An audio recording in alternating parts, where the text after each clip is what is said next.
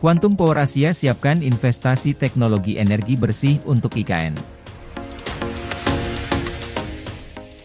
Quantum Power Asia Pte Ltd, Quantum, menyatakan niatnya untuk mengembangkan dan mendanai proyek-proyek pembangkit listrik tenaga surya, PLTS, berskala besar di Ibu Kota Nusantara, IKN, serta mendorong teknologi energi bersih guna mendukung Nusantara menjadi kota net zero emission pada 2045.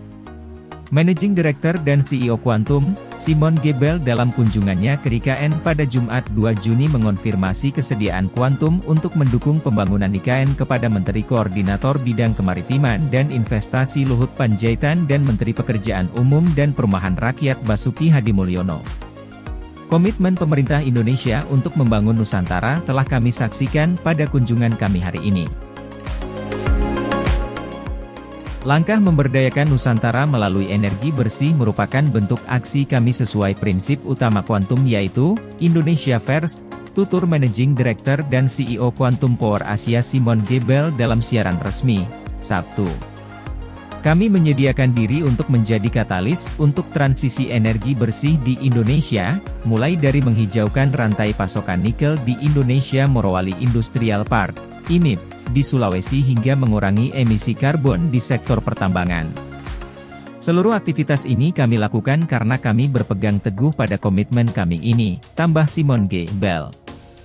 Kunjungan investasi bisnis ke lokasi ibu kota baru Indonesia itu merupakan kolaborasi antara berbagai lembaga di Indonesia dan Singapura yang diselenggarakan sebagai tindak lanjut dari pertemuan para pemimpin kedua negara pada Maret lalu.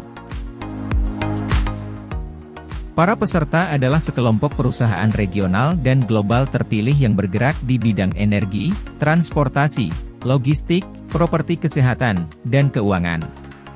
Pada tahun sebelumnya, Quantum telah menandatangani binding term sheet dengan Nickel Industries Limited untuk memasok smelter mereka dengan tenaga surya sebesar 500 MW sebagai tahap pertama program 1 GW yang lebih besar. Quantum juga sedang mengembangkan proyek PLTS 3,5 GWP dengan kapasitas baterai 12 GWh yang akan dibangun di Indonesia dengan investasi modal langsung sebesar 6 miliar dolar AS. Jika disetujui, proyek itu akan memasok listrik ke masyarakat lokal di Kepulauan Riau dan kelebihan energi bersih yang dihasilkan akan diekspor ke Singapura. Selain itu, Quantum dan mitra usaha patungannya, IBVOG, sedang mempersiapkan pembangunan pabrik manufaktur panel solar fotovoltaik, PV, surya berkapasitas 1 GW di Indonesia yang memenuhi syarat tingkat komponen dalam negeri, TKDN. Komitmen awal untuk membeli panel surya buatan Indonesia dapat ditingkatkan setelah pembangkit listrik tenaga surya di Nusantara berhasil dikembangkan.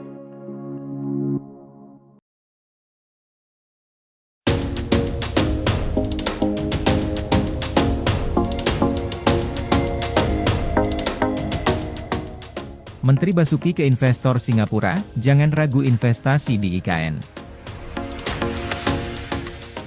Menteri Pekerjaan Umum dan Perumahan Rakyat, PUPR, memastikan proyek pembangunan Ibu Kota Nusantara, IKN, dipastikan berjalan sesuai rencana. Ia pun menekankan kepada para investor untuk tidak ragu ikut berinvestasi dalam pembangunan tersebut. Hal itu ia sampaikan dalam kunjungan 95 calon investor IKN asal Singapura yang melihat langsung proyek IKN di Penajam Pasir Utara, pada Rabu, 31 Mei 2023, lalu. Para investor sempat melihat kawasan inti pusat pemerintahan, KIP, di zona 1A seperti Titik Nol Nusantara, Sumbu Kebangsaan Barat, dan Hunian Pekerja Konstruksi, HPK. Selanjutnya para investor juga mengunjungi Bendungan Sepaku Semoy. Basuki pun menerangkan, saat ini progres konstruksi IKN tahap I telah mencapai 29,45% dan seluruh kegiatan pengembangan ditargetkan selesai pada 2024. Terlebih, pemerintah Indonesia juga merencanakan untuk melaksanakan upacara peringatan kemerdekaan tahun 2024 yang akan datang di IKN. Saat ini, 36 paket pekerjaan sedang berjalan konstruksinya dan sisanya 39 paket akan dimulai pada Juli 2023. Jadi, jangan ragu-ragu untuk mulai eksekusi investasi dan menjadi bagian dari upaya mewujudkan mimpi rakyat Indonesia, kata Basuki Jumat, 2 Juni 2023. Basuki juga memastikan kepada seluruh investor bahwa tantangan-tantangan konstruksi dalam pengembangan kawasan IKN Nusantara dapat terselesaikan. Sejauh ini, lahan masih menjadi tantangan utama dalam pengembangan di IKN Nusantara. Tetapi, karena kami adalah insinyur, tentu kami dapat mengatasinya melalui engineering proses. Segalanya masih dapat dikondisikan. Terlebih kami juga dibantu ahli-ahli dari Jepang dan Korea Selatan, ujarnya. Deputi Bidang Pendanaan dan Investasi Otorita IKN Agung Wicaksono menyampaikan, saat ini tercatat telah ada 233 Letter of Intent, LOI, yang masuk untuk investasi di IKN Nusantara. Sejauh ini, telah ada 17 negara yang menandatangani LOI dan menunjukkan ketertarikan untuk berinvestasi ke IKN Nusantara.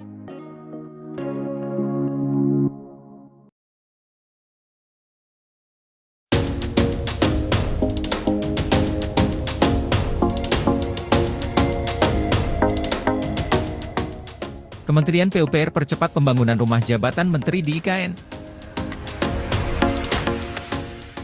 Kementerian Pekerjaan Umum dan Perumahan Rakyat, PUPR, melalui Direktorat Jenderal Perumahan mempercepat pembangunan rumah tapak jabatan menteri di Ibu Kota Negara, IKN, Nusantara. Progres pengerjaan untuk rumah tapak jabatan menteri di IKN sudah mencapai sekitar 10% lebih tinggi dibanding perencanaan target yaitu 8%, ujar Direktur Jenderal Perumahan Kementerian PUPR Iwan Suprijanto dalam keterangannya di Jakarta, Jumat. Iwan mengatakan, setidaknya sekitar 36 unit rumah tapak jabatan menteri akan dibangun Kementerian PUPR di lokasi Persil 104 dengan luas 10,6 hektar dan 105 dengan luas 9,1 hektar kawasan inti pusat pemerintahan, KIP, IKN. Selain pengerjaan fisik pembangunan rumah tapak saat ini juga sudah dilakukan persemaian tumbuhan-tumbuhan yang nantinya akan ditanam di area komplek rumah tapak jabatan menteri seperti anggrek hitam, pohon ketapang, pohon jambu dan lain-lain di area pembibitan, nursery, yang ada sudah disiapkan di KIP IKN. Kementerian PUPR menunjuk penyedia jasa PT Adikarya, Persero, Tbk Kerjasama Operasi, KSO, dengan PT Cirya Jasa Engineering Consultant untuk pelaksana pembangunan hunian tersebut. Sedangkan paket manajemen konstruksi pembangunan rumah tapak jabatan menteri di KIP IKN akan dilaksanakan oleh PT Yodya Karya, Persero, PT Indah Karya, Persero, PT Surya Perkasa Raya KSO. Ruang lingkup pekerjaan meliputi antara lain perencanaan perancangan Persil 104 dan 105, pekerjaan konstruksi rumah tapak, fasilitas umum dan sosial kawasan pekerjaan infrastruktur kawasan dan pekerjaan furnitur. Lebih lanjut, Iwan mengatakan bahwa pihaknya telah menyiapkan desain rumah dalam dua tipe yakni tipe downslope dan tipe upslope dengan luas bangunan 580 meter persegi dan luas lahan 1000 meter persegi. Rumah tapak jabatan menteri ini nantinya akan dibangun 2 lantai. Di lantai pertama akan berisi teras, ruang kerja, ruang tunggu kedinasan, area kedinasan, ruang tamu keluarga dan juga kamar tidur tamu. Sedangkan di lantai 2 merupakan area pribadi berisi ruang keluarga, kamar tidur utama, dan juga kamar tidur anak, kata Iwan. Dia juga menambahkan, pihaknya akan terus mengawal agar proses pembangunan dapat terlaksana dengan baik di lapangan agar sesuai perencanaan yang telah ditentukan serta menjamin hasil pekerjaan berkualitas dengan target selesai pada Juni 2024.